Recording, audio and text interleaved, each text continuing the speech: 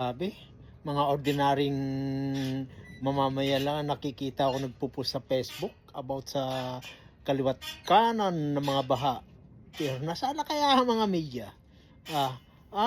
Siguro para bukas pa sila. Para bukas pa kayo, no? Monday? Para sa impeachment. Doon lang naman kayo nakatutok eh. Tapos kahit sa impeachment, hindi nyo binabalita ang tamang kung ano lang pabor doon sa kabila. Yun lang naman eh.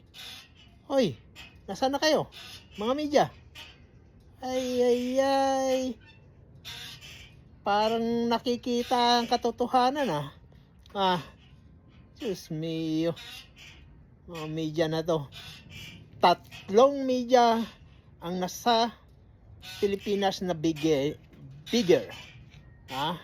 Bagamat yung isa medyo wala nang lisensya pero tuloy pa rin naman eh. Dahil nakikisosyo rin, di ba?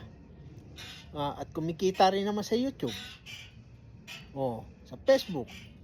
At maraming pang pinagkakakitaan kahit wala nang lisensya. Pero parang naglaho kayo sa mga araw na to. Itong weekend, wala kayong mga post about sa mga baha. Para kayo sa impeachment para bukas?